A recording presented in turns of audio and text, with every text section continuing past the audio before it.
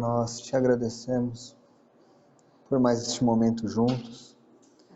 Pedimos a tua graça, Senhor, pelo ministério da palavra, que a tua palavra possa falar aos nossos corações, que possamos ver mais das belezas e glórias de Cristo Jesus, nosso Senhor. Abre o nosso entendimento, Senhor.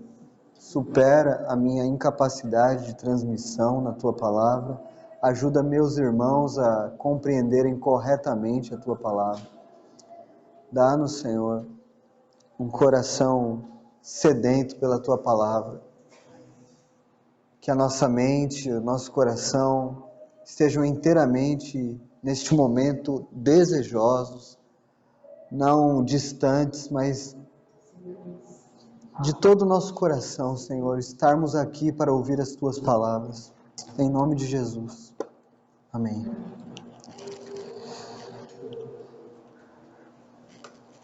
Irmãos, vamos abrir em Apocalipse, capítulo 1.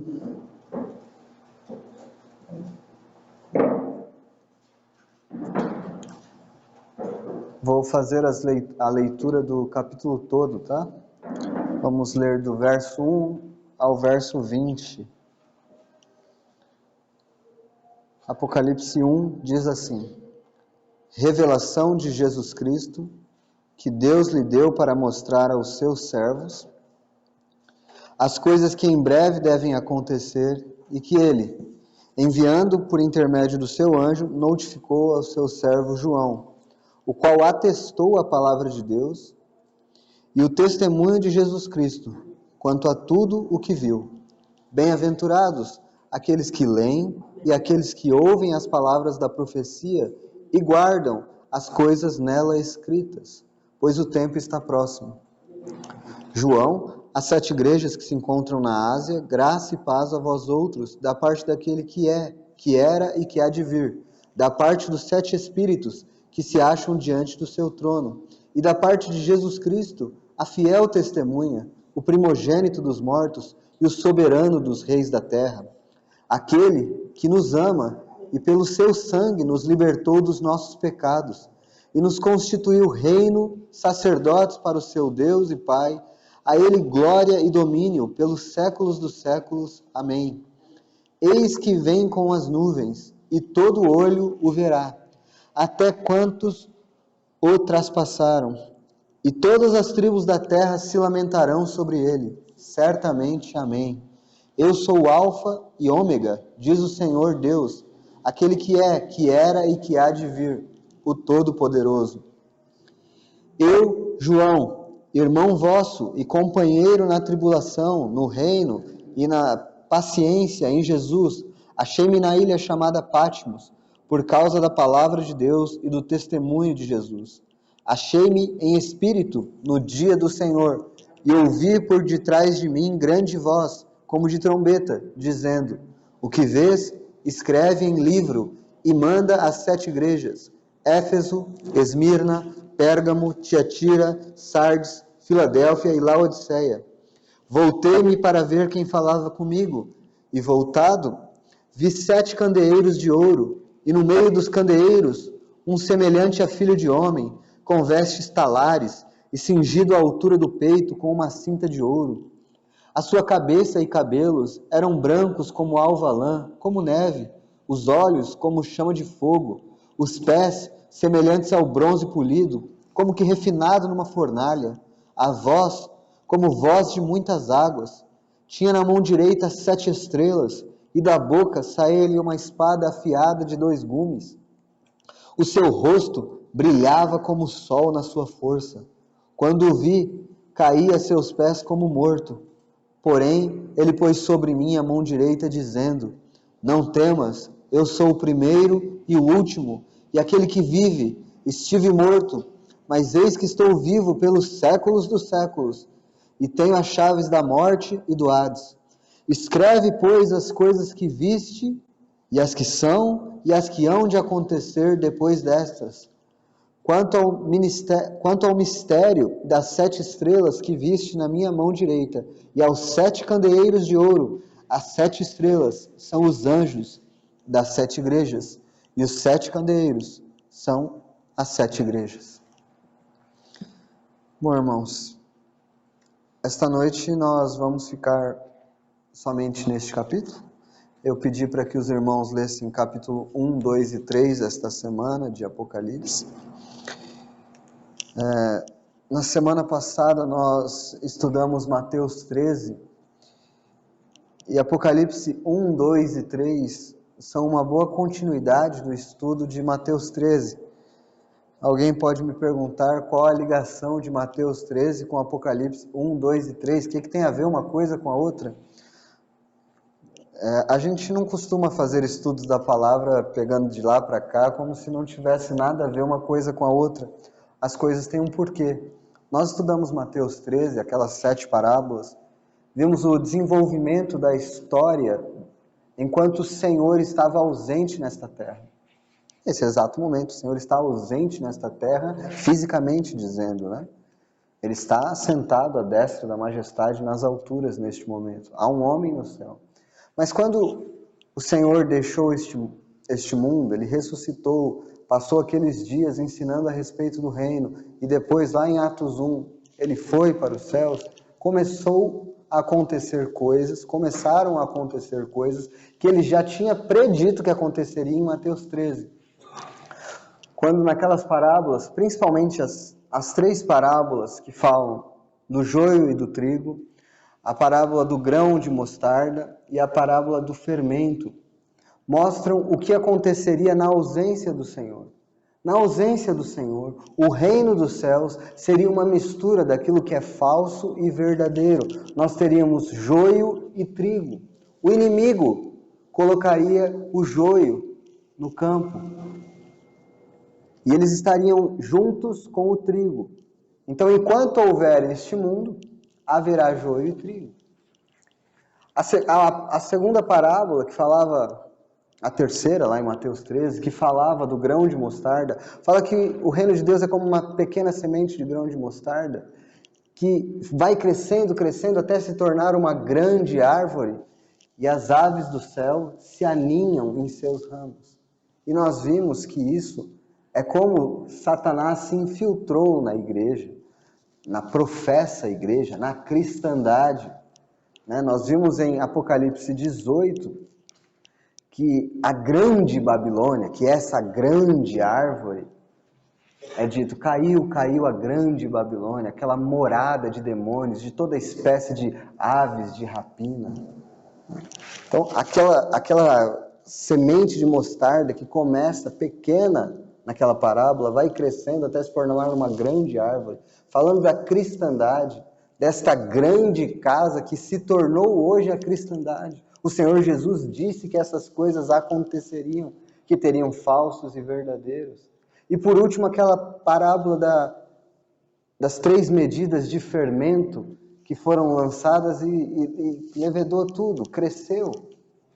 E nós vimos que aquilo é a atuação de Satanás colocando más doutrinas e a imoralidade, porque o fermento representa doutrina má e vida imoral, pecaminosa. Então todas estas coisas entraram na cristandade. E agora nós vamos estudar Apocalipse 1, 2 e 3, inicialmente. Não sei se vamos prosseguir depois. Onde nós veremos o Senhor Jesus aparecendo em glória, julgando todas estas coisas. 1 Pedro capítulo 4, versículo 17, diz que a hora de começar o julgamento é vindo pela casa de Deus. É assim que começa o julgamento.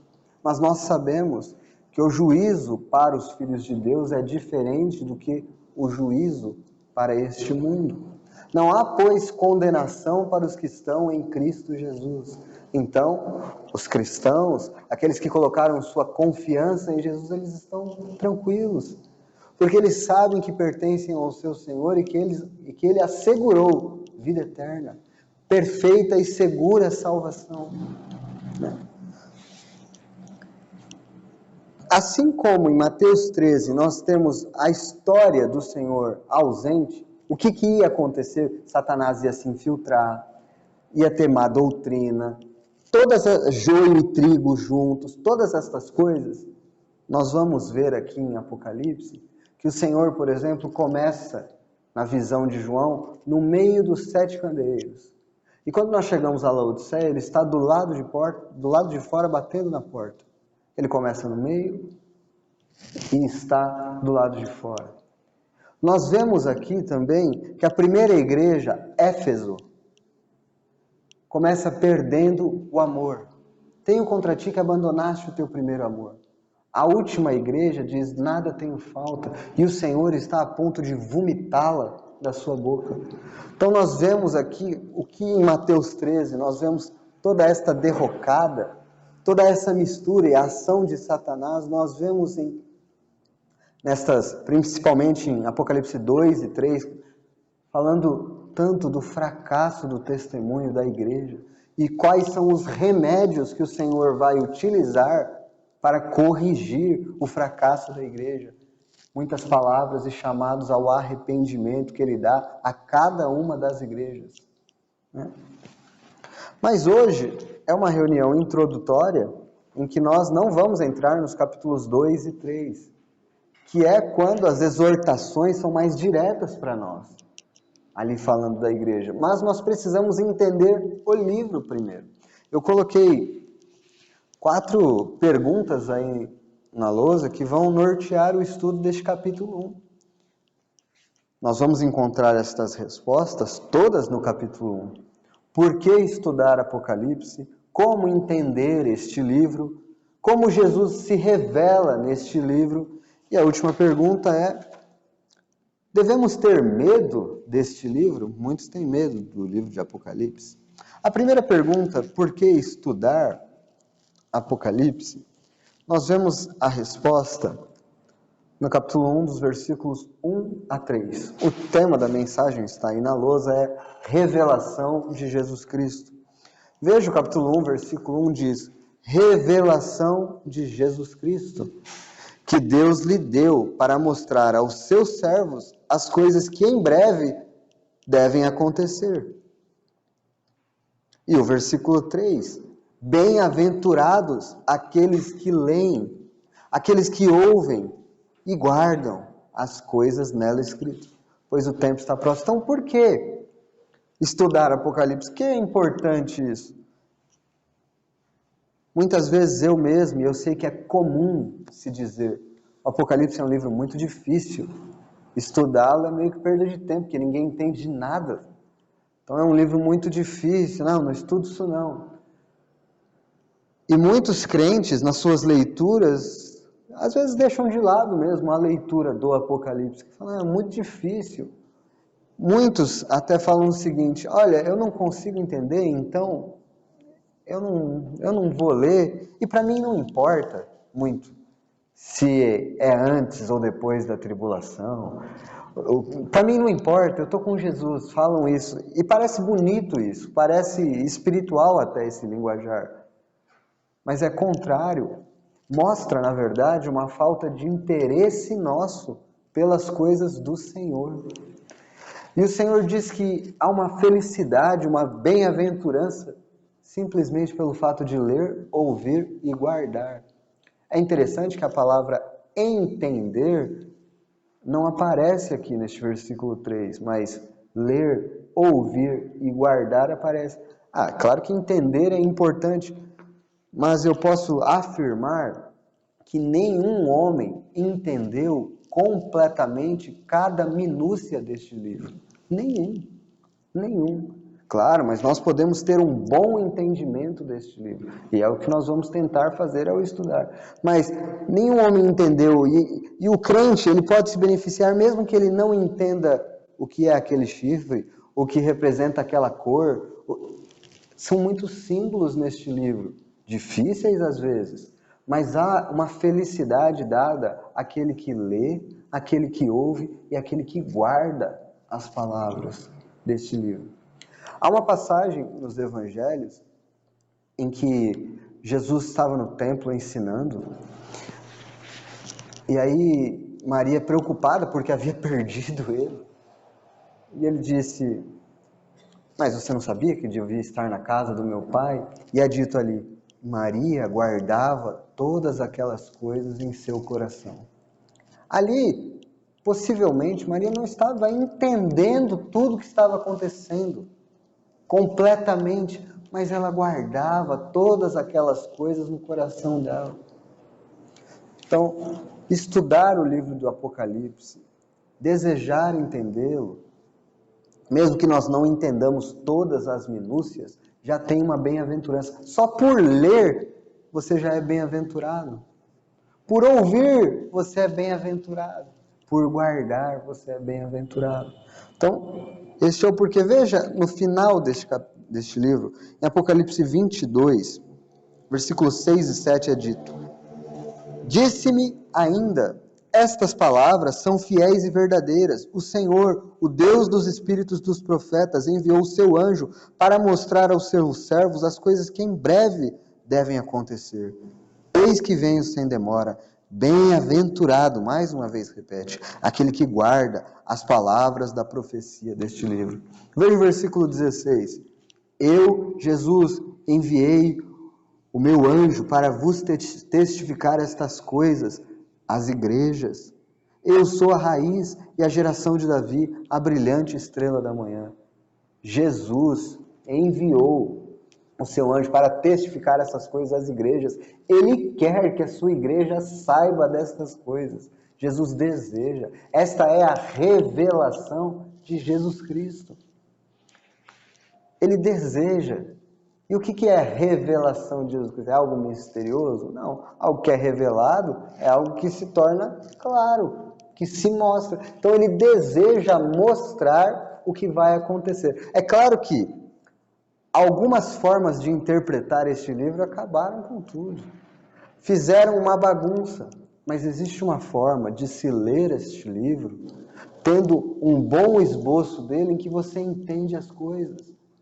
E sabendo a certeza e a segurança e o lugar da igreja, isso não te causa perturbação e medo. E é isso que nós vamos tentar ver esta noite. Em Gênesis 18, versículo 17, uma passagem que também ajuda a responder por que estudar Apocalipse. Nós vamos tirar uma aplicação aqui.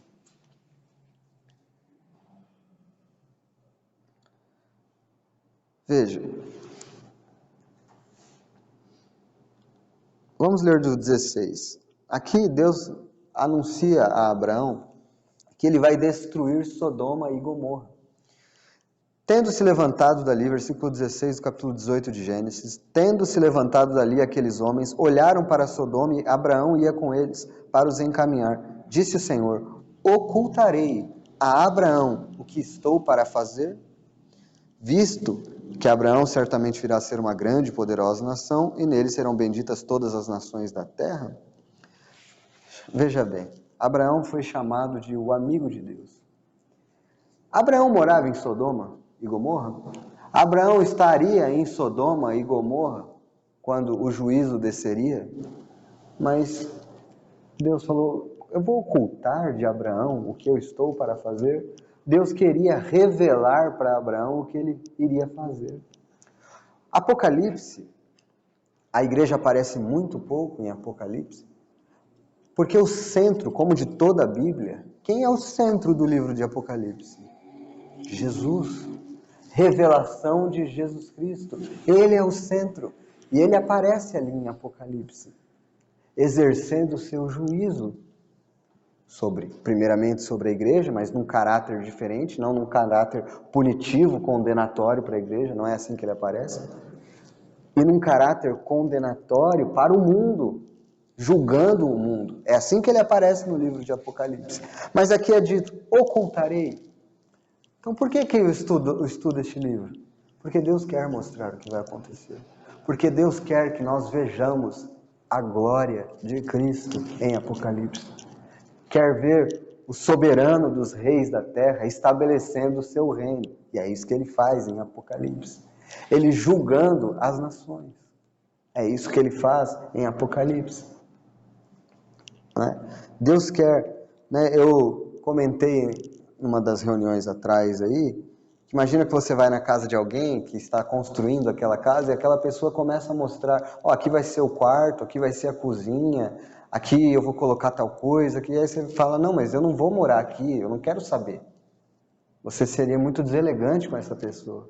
Mas quando nós não estudamos o Apocalipse, falamos, não tem nada a ver, não importa, é Deus querendo mostrar o que Ele vai fazer e você falando, não quero saber. Porque essa é a revelação que Deus deu para nós. Então este é o nosso primeiro erro. Nosso primeiro erro é se achegar a este livro achando que ele não tem importância para nós. E muitos de nós já cometeram esse erro, né? Então que o Senhor tenha misericórdia de nós e abra este livro para nós, para que nós o entendamos. Agora, eu disse que as minúcias às vezes são difíceis, embora o crente estudioso ele vai retirar muito benefício para a vida dele se ele estudar até as minúcias ali, comparar as coisas, principalmente com o Velho Testamento, porque esse é o último livro da Bíblia, traz muitas simbologias que já aconteceram em todos os livros da Bíblia, e se você tem bom conhecimento, você vai conseguir enxergar algumas coisas aqui. Mas como entender este livro? Como que eu vou entender esse livro aqui? As coisas que estão aqui já aconteceram, vão acontecer, estão acontecendo agora. Como que eu entendo? Tem gente que fala, os selos já se abriram, tem cavalo que já saiu. Como que eu entendo essas coisas aqui? Existe uma chave para entender este livro. E essa chave está neste capítulo que nós lemos. E quando eu, pela graça de Deus, estudando, com a ajuda de outros irmãos, vi esta chave, o entendimento, não é que eu entenda tanto assim hoje, mas o entendimento se abriu para este livro. E a chave é o versículo 19 deste livro. Esta é a chave para entender o desenrolar deste livro. Então nós estamos na segunda pergunta aí. Como entender este livro? E Jesus está falando aqui com o apóstolo João. E ele diz como será feita a divisão deste livro. Jesus que aponta a divisão do livro. Apocalipse 1,19, ele diz, escreve, pois, as coisas que viste, e as que são, e as que hão de acontecer depois destas. Esta é a divisão do livro. Está dividido em 3 partes. As coisas que viste, as coisas que são e as coisas que hão de acontecer depois destas. Onde estão as coisas que viste? No capítulo 1, quando ele voltei-me para ver quem falava comigo e vi. Então, as coisas que viste, ele viu Jesus andando entre os 7 candeeiros. Este é a primeira divisão do livro, as coisas que viste. Onde estão a próxima divisão? As coisas que são. Apocalipse 2 e 3. A era da igreja na terra. Apocalipse 2 e 3 fala das 7 igrejas. Essas 7 igrejas existiram na história, eram igrejas reais, existiram, mas o Senhor, em sua sabedoria infinita, escolheu essas 7 igrejas. Haviam mais igrejas naquela época, mas ele escolheu essas 7 igrejas para apontar profeticamente o que aconteceria na história da igreja. E nós conseguimos observar a história da igreja e o desenrolar da história da igreja. E é um desenrolar triste, porque o último período chega em Laodiceia, que é o estágio que nós estamos vivendo hoje. Esta é a época, uma época de mornidão, de indiferença para com o Senhor. Então, as coisas que são o capítulo 2. E a terceira divisão? As coisas que hão de acontecer, do capítulo 4 ao 22. A maior parte deste livro, do capítulo 4 ao capítulo 22, ainda não aconteceram. Ainda não aconteceram. Ah, irmão, isso é coisa da sua cabeça? Abra no capítulo 4. Vamos ler o versículo 1. Eu disse que a divisão é as coisas que vistes, capítulo 1, as coisas que são, capítulo 2 e 3. As coisas que hão de acontecer, do capítulo 4 ao 22. Olha como inicia o capítulo 4. Depois destas coisas, olhei, Depois destas coisas, olhei, e eis não somente uma porta aberta no céu, como também a primeira voz que ouvi, como de trombeta, ao falar comigo, dizendo: sobe para aqui, e te mostrarei o que deve acontecer depois destas coisas. O que deve acontecer depois destas coisas. Viu que está escrito isso no versículo 19 do capítulo 1? Ah, irmão,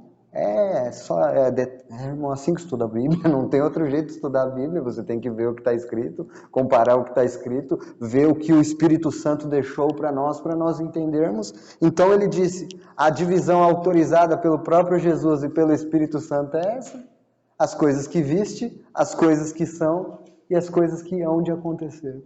Agora presta atenção que no capítulo 4, há como que uma figura do arrebatamento da igreja quando é dito para João: sobe para cá, sobe aqui, e te mostrarei o que acontecerá depois destas coisas. Então, depois que a igreja for arrebatada, porque o estudioso das Escrituras vai notar que do capítulo 4 para frente a igreja não aparece na terra, não há nenhuma expressão da igreja, pode procurar. Ela só aparece no capítulo 2 e 3. Pode procurar, pode. Só depois, lá na frente, mostrar-te-ei a noiva do Cordeiro, lá na frente, lá já adornada no casamento e nas bodas, ela foi tirada da terra. Por quê? As coisas que viste, e é o que nós vamos ver hoje, com a graça do Senhor, as coisas que viste, estão nesse capítulo 1. Jesus, em sua glória, aparecendo. As coisas que são, as coisas do presente, a era da igreja, e as coisas que depois acontecerão, depois que a igreja for arrebatada da terra. Então, este evento destrava toda a tribulação que vai acontecer. Não é assim que a gente tem estudado e visto nas Escrituras? Não é assim?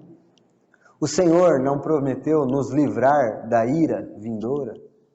1 Tessalonicenses capítulo 1, versículo 10. Para guardar do céu o seu Filho Jesus, que nos livra da ira vindoura. Essa não é a promessa do Senhor para nós? Porque vocês têm guardado a palavra da minha paciência, eu vos guardarei da hora de tribulação, de tentação, de provação que está para vir sobre este mundo. Apocalipse 3:10, a promessa feita a Filadélfia. Não é? Então essa é a divisão, e isso clareia o entendimento do livro, isso me ajudou demais.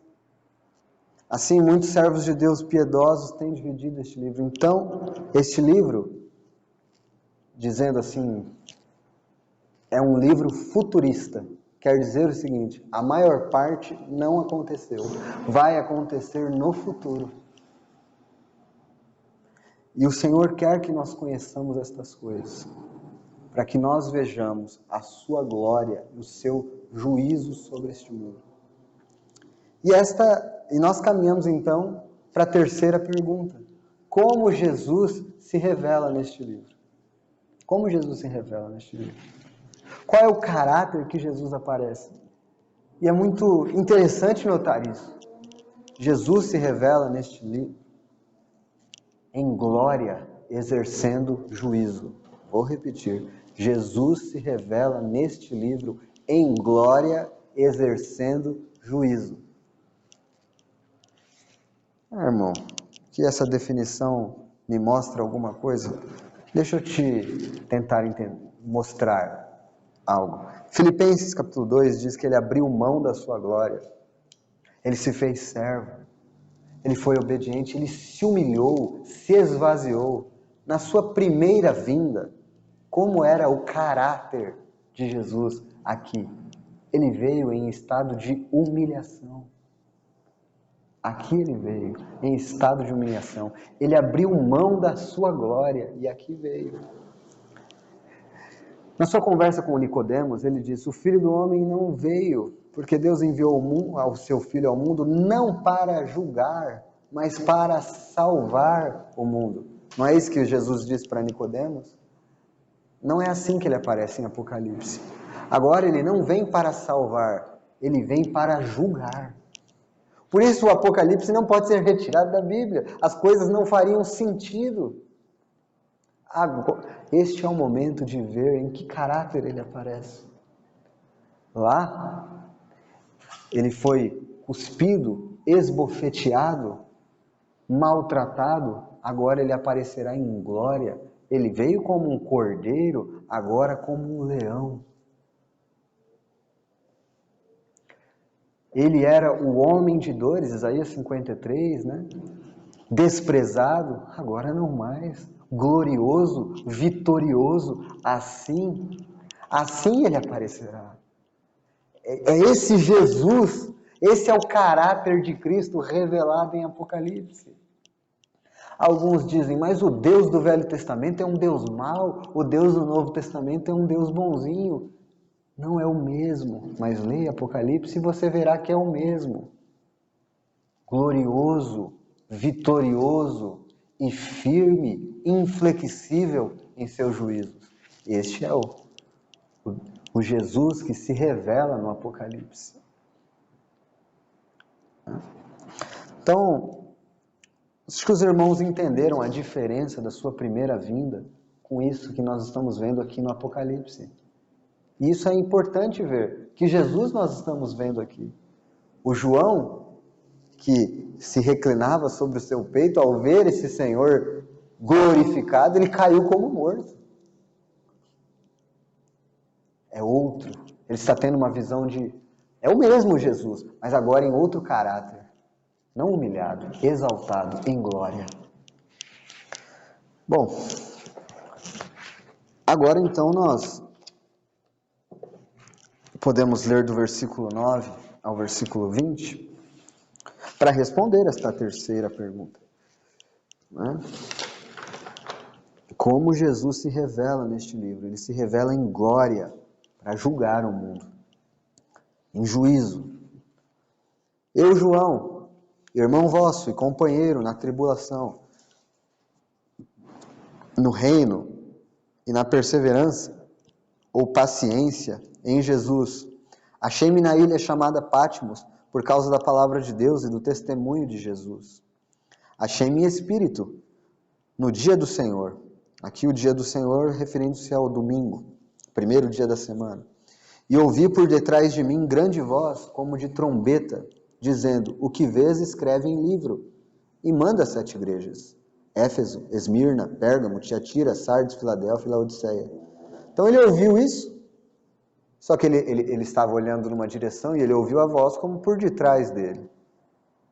O que você faz quando ouve uma voz por detrás de você? Você se vira para ver o que está acontecendo. E foi isso que João fez. Voltei-me para ver quem falava comigo. E quando ele voltou para ver, a primeira coisa que ele viu foi 7 candeeiros de ouro. O versículo 20 explica que os 7 candeeiros são as 7 igrejas. Então, ele ouviu aquela voz, escreve isso para 7 igrejas. Aí quando ele se voltou, ele viu 7 candeeiros, que representam as 7 igrejas.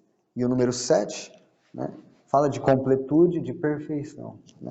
Completude, é completo. Fala do testemunho completo da igreja. E no meio dos candeeiros, um semelhante a filho de homem. Um semelhante a filho de homem.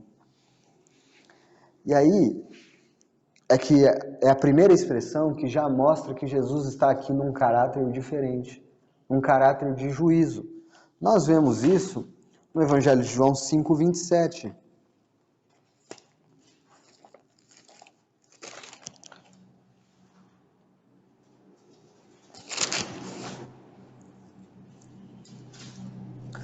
Olha o que diz no Evangelho de João, capítulo 5, versículo 27.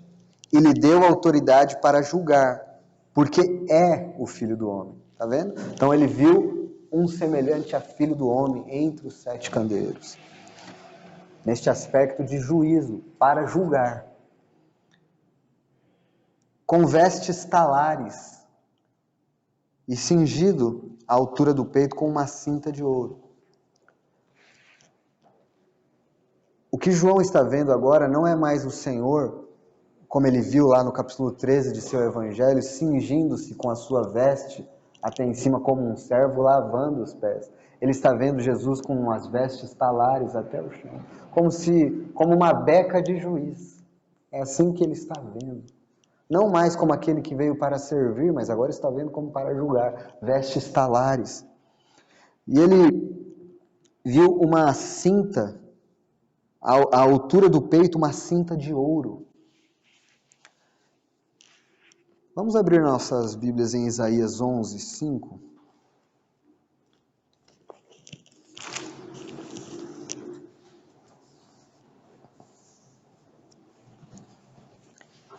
Isaías 11:5 diz assim: a justiça será o cinto dos seus lombos, e a fidelidade o cinto dos seus rins. Então aqui nós estamos vendo esse Filho do Homem aparecendo no caráter de juiz, e essa cinta de ouro fala disso, da fidelidade e da justiça com que ele há de julgar. Ele vai ser reto, fiel e justo nos seus julgamentos. O fato é que esta cinta de ouro, quando era vista no sacerdote, era vista mais embaixo. E agora ela está sendo vista no peito do Senhor. Muita gente falando muita coisa acerca disso. Mas do que estudei, do que vi e do que entendo ser a melhor interpretação disso é que ele não deixará que suas afeições afetem seu juízo. Estará limitado e ele julgará retamente, com justiça. Em Apocalipse 15:6, veja esse caráter de justiça e de juízo sendo exercido, porque os anjos também têm. Olha que interessante, em Apocalipse 15:6, os anjos também têm.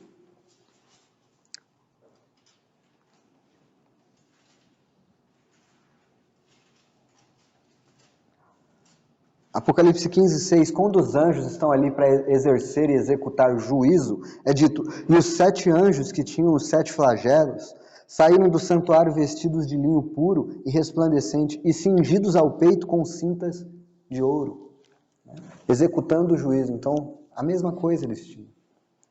É muito interessante isso. Agora, então nós vimos já que o Senhor aparece aqui andando. Para que, no meio de 7 candeeiros, para que serve um candeeiro? Para que serve? Qual é a função de um candeeiro? Iluminar. Iluminar. Muito bem. Então, o Senhor agora está julgando a qualidade da iluminação que estes candeeiros estão transmitindo. A qualidade do seu testemunho. Porque é disso que candeeiro fala. O testemunho. Então, o Senhor está julgando que tipo de luz está sendo refletida através deles. E ele aparece neste caráter de juiz. E é isso que nós vamos ver nas reuniões seguintes, em Apocalipse 2:3. Este juiz andando nos seus candeeiros e dizendo, às vezes tendo elogios, mas ele julga retamente, e às vezes tendo duras exortações e reprovações. Agora, 7 características deste Filho do Homem que João viu são listadas. E cada característica é especial, é importante. Veja no versículo 14 a primeira característica. A sua cabeça e cabelos eram brancas como a alva lã, como a neve. Quando ele viu, então, ele viu a sua cabeça era branca, seus cabelos como a alva lã, brancos como a neve. Isso fala, irmãos, da sua plena sabedoria. Os cabelos brancos falam de sabedoria. Daniel 7, não precisamos abrir, 9, viu um ancião de dias. É o mesmo aqui. Daniel 7 tem muita relação com o que João está vendo aqui. Ele viu um ancião de dias com seus cabelos brancos. Isso fala do Senhor em sua plena capacidade e sabedoria para julgar. E depois é dito, e os seus olhos como chama de fogo. Do que fala isso? Se os cabelos brancos falam da plena sabedoria, o que significam os seus olhos como chama de fogo? Falam da capacidade que ele tem de julgar e de penetrar com o seu olhar como chamas de fogo. É isso que João estava vendo. Lá em Daniel 10 aparece este homem e os seus olhos são como tochas de fogo, é a mesma coisa. tochas de fogo, é a capacidade penetrante. Este mesmo olhar que quando Pedro estava lá, só cruzou com ele, aquele olhar como chama de fogo, derreteu o coração de Pedro naquele momento, quando ele negava o Senhor naquela fogueira. Este olhar penetrante. Basta um olhar do Senhor para nós, com esse olhar como chamas de fogo. Quem poderá se esconder do seu olhar? Este juiz que julga retamente, que tem plena sabedoria, pleno discernimento, seus cabelos são brancos, seus olhos são como chamas de fogo, é este que está andando entre os candeeiros. E os pés, semelhantes ao bronze polido, como que refinado numa fornalha, a voz como de muitas águas. Aqui é a terceira característica que aparece, pés como de bronze. E aí eu achei muito interessante o que William Kelly diz, e eu prefiro ler do que tentar falar. Então, olha só, William Kelly diz que parece indicar uma fusão de metais especialmente purificados, quase brancos, usado para fazer armaduras e armas militares. A palavra refinado nos permite imaginar o latão brilhando na fornalha. Isso fala da pureza.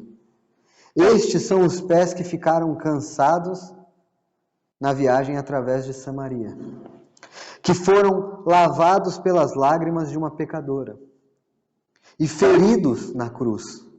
Agora eles caminham majestosamente no meio dos candeeiros. Ele se desloca para tratar de tudo que é oposto à justiça divina. A figura parece mostrar que ele é inflexível, nada pode deter enquanto ele se desloca. Então, achei isso muito interessante, né? E a relação que ele faz, né? Porque João está vendo ele em outro caráter agora. Ele viu aqueles pés cansados, ele viu serem lavados, ele viu sendo cravados na cruz, mas agora é um pé, são seus pés como um latão reluzente, inflexíveis em seu juízo, andando, cheio de glória, cheio de majestade. Então ele continua, tinha na mão direita as 7 estrelas. E ele explica o que é essas 7 estrelas. As 7 estrelas são os anjos das 7 igrejas, são os responsáveis, os mensageiros das igrejas, aqueles que exercem responsabilidade nas assembleias locais. E o Senhor diz, eu os controlo, eu os tenho na mão direita. Eles estão debaixo do meu controle. Eu os controlo, eu os governo, eu tenho autoridade sobre eles. Né? Cabelos brancos, sabedoria, olhos como chamas de fogo, penetrantes, juízo, julga tudo, vê tudo. Sua maneira de andar inflexível para julgar, seus pés como latão reluzente, e ele tem sob seu controle os anjos, as estrelas em suas mãos das igrejas. Continua. Da sua boca sai-lhe uma espada afiada de 2 gumes. Aqui não precisa nem dizer muito. Hebreus 4,12 diz que a palavra de Deus é uma espada, capaz e apta de julgar, discernir. Então, nos seus juízos, o que sai da sua boca são juízos tão perfeitos, capazes de não só julgar a aparência externa, mas as motivações interiores de cada um. É isso que João está vendo. Uma espada afiada saindo da sua boca. Ele está vendo tudo isso nessa visão. Como você acha que ele ia terminar depois de ver tudo isso? Só do jeito que terminou. E depois é dito, o seu rosto brilhava como o sol na sua força. Como o sol do meio-dia. Você já assistiu o filme que o casalzinho se coloca no pôr do sol e fica olhando? Não é este sol aqui. O pôr do sol eles ficam olhando. Este sol é na hora mais forte do dia. Você já viu alguém conseguir olhar para o sol do meio-dia? O que aconteceu quando Paulo estava a caminho de Damasco? Aquele Senhor que apareceu, aquela luz, ele caiu e ficou cego. Porque ninguém consegue encará-lo face a face. Ele tem autoridade suprema. Ninguém consegue. Ele brilha como o sol em sua força. É isso que João viu. E o que aconteceu com ele? O que aconteceu com ele foi o que aconteceu com todos os homens que viram o Senhor. Ele caiu sobre seu rosto, prostrado. Parecia até que não era o mesmo que ele reclinava no peito. Agora, ele vê esse com cabelos brancos, olhos com chama de fogo. Ele vê ele vestido com as vestes talares, cinturão no peito, pés como bronze, espada que sai da boca, segurando as estrelas nas suas mãos. Seu rosto como o sol em sua força. Ele cai, irmãos. Ele cai prostrado. Irmãos, esta é a única maneira de nós observarmos o capítulo 2 e 3 de Apocalipse. O que o Senhor está julgando na sua igreja é ver quem Ele é e cair prostrado, neste espírito de humilhação e humildade, porque ninguém pode olhar para as igrejas e dizer que é melhor do que elas. Todos nós falhamos no nosso testemunho. E é com essa humildade que devemos observar prostrados e deixar que este juiz justo fale retamente como ele fala. E ninguém pode se esconder dos seus juízos. Agora, versículo 17. Quando o vi, caí a seus pés como morto. Porém, ele pôs sobre mim a mão direita, dizendo: não temas, eu sou o primeiro e o último. O que estava ele segurando na mão direita? Quando João viu, ele estava segurando as 7 estrelas. Ele dizia que ele tem autoridade sobre elas. Com essa mesma mão direita, ele colocou sobre João, ele tem autoridade sobre João. João vai escrever tudo que faz, a autoridade de Cristo ele manda e pronto. Mas ele diz o que todos precisamos ouvir para continuarmos na presença do Senhor. Não temas, não temas. E com esta, nós respondemos a 4ª pergunta que temos aí. Devemos ter medo deste livro? João não estava com medo na hora desta revelação? Ele não estava temendo ali? Meu Deus, quem pode vê-lo? Glorioso como é? Ninguém. Não neste corpo que possuímos. Ele temia, não podia olhar o sol em sua força. Caiu. Não temas, eu sou o primeiro e o último. Aquele que vive, estive morto, mas eis que estou vivo pelos séculos dos séculos. E tenho as chaves da morte e do inferno. Irmãos, nós vamos concluir com a última pergunta, se nós devemos ter medo deste livro. Nós deixamos os versículos 4 a 8 para ler agora, que vai responder esta pergunta. Se nós devemos ter medo deste livro. Porque eu disse com que caráter Jesus aparece neste livro. Jesus aparece no seu caráter glorioso para julgar. E é assim que nós temos que ver este livro. É assim que ele aparece. É assim que ele está andando entre os 7 candeeiros. E ele vai julgar retamente. Ele não vai esconder nada da sua igreja. Ele vai dizer, você, tenho porém contra ti isso, tenho porém contra você isso. Vai julgar retamente. Mas nós temos que ter medo deste livro, irmãos. Nós temos que ter medo de que nós vamos cair nestas condenações. Se nós temos plena certeza de nossa salvação e da obra de Cristo, e conhecemos as Escrituras, sabemos que quando o Senhor nos julga, Ele nos julga para que nós não sejamos condenados com o mundo. 1 Coríntios diz isso. Ele nos julga para que nós não sejamos condenados com o mundo. A igreja não tem parte na condenação deste mundo, Ele nos livra da ira vindoura. E eu quero terminar então expondo os versículos de 4 a 8 deste primeiro capítulo. João, as 7 igrejas que se encontram na Ásia, graça e paz. Para quem estes 22 capítulos foram escritos, irmãos? Para quem? Para o mundo ler? Para quem foi escrito? Para quem foi enviado? Foi para as igrejas. Escreveu isso para as igrejas. E qual é a primeira palavra que João tem para as igrejas? Graça e paz. João, às 7 igrejas que se encontram na Ásia, graça e paz. A vós outros, da parte daquele que é, que era e que há de vir, da parte dos 7 Espíritos que se acham diante do seu trono, e da parte de Jesus Cristo, a fiel testemunha, o primogênito dos mortos e o soberano dos reis da terra. Interessante aqui como ele fala de Jesus Cristo, a fiel testemunha. Nós chegamos no Apocalipse, irmãos. Olhe para trás. Ninguém foi fiel no testemunho. Ninguém. Desde Abel, ninguém foi fiel no testemunho. Está aqui quem é a fiel testemunha. Está aqui aquele cuja lâmpada não precisa de ajustes. Ele é a luz do mundo. Ele é o perfeito homem, a fiel testemunha. Ele diz, o primogênito dos mortos, o primeiro a ressuscitar. Paulo diz, Cristo as primícias, depois os que são de Cristo na sua vinda. Ele é o primeiro, mas nós participaremos da primeira ressurreição. E o soberano dos reis da terra. Parece que hoje não é? Mas neste livro, parece que não, né? Parece que não é o soberano dos reis da terra, parece que está acontecendo muita coisa.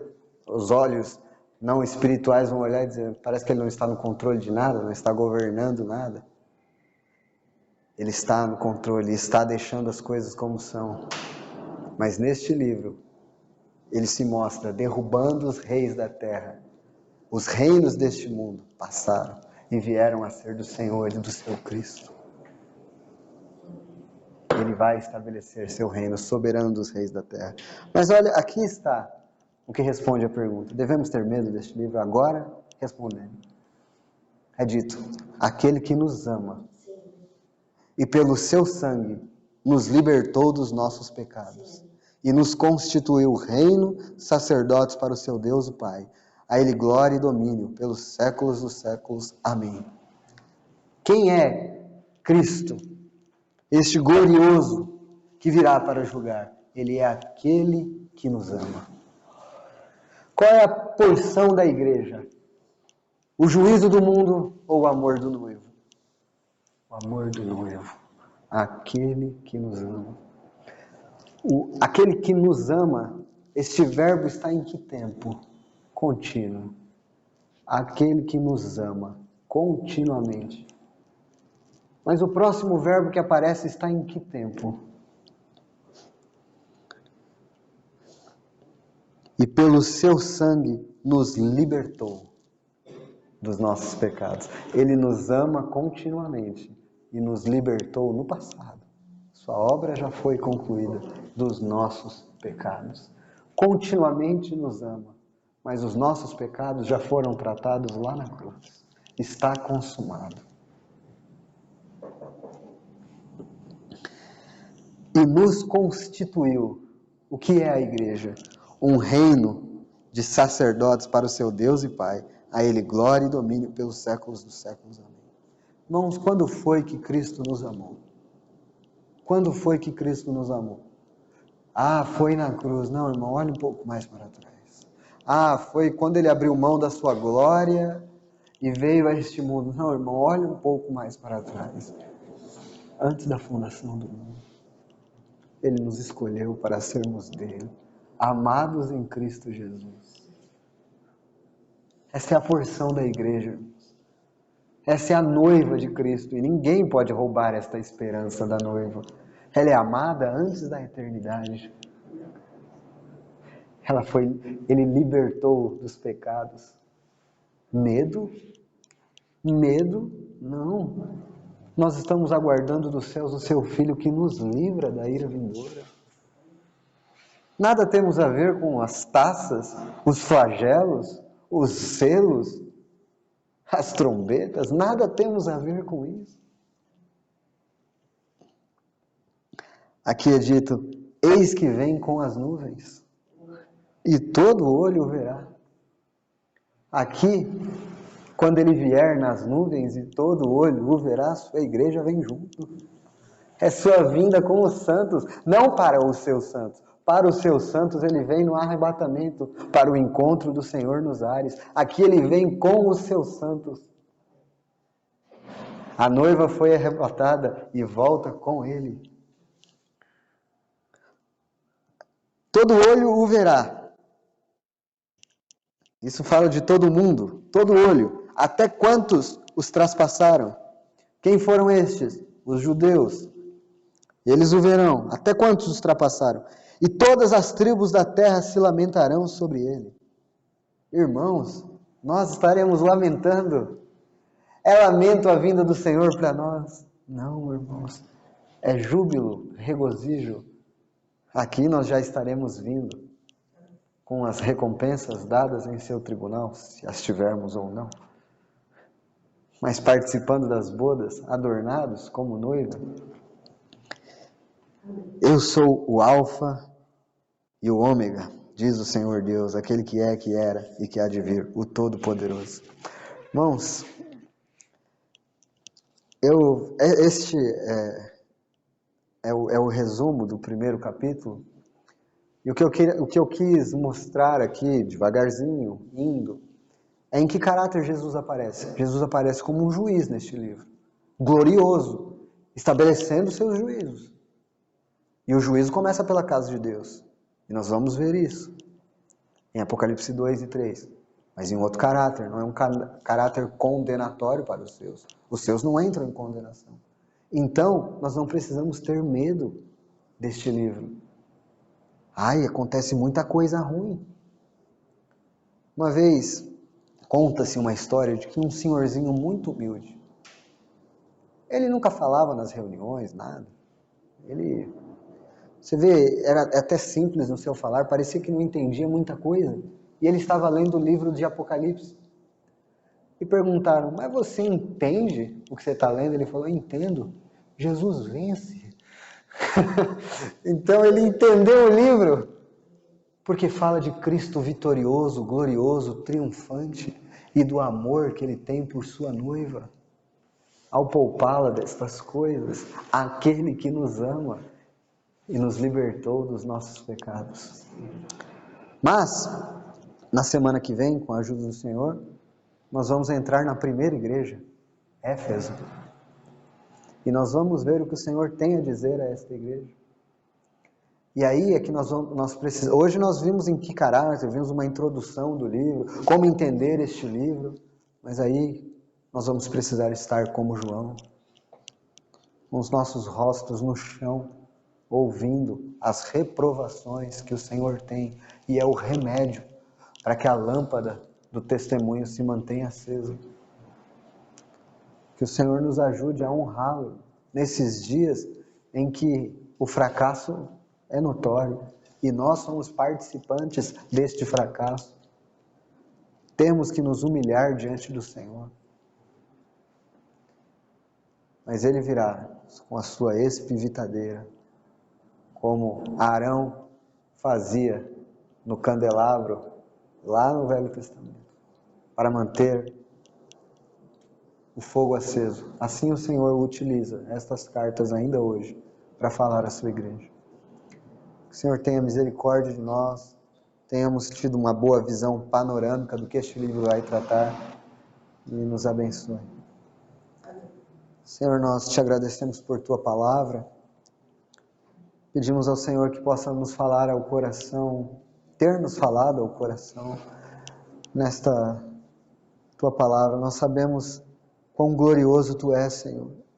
Nos arrependemos diante de ti por nossas falhas, por nossos pecados e precisamos, Senhor, que o teu julgamento correto sobre nós nos leve ao arrependimento, Senhor, para te honrarmos, para glorificarmos o teu nome. Perdoa-nos, Senhor, pelos nossos pecados.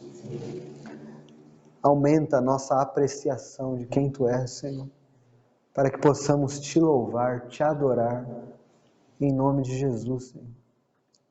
Amém.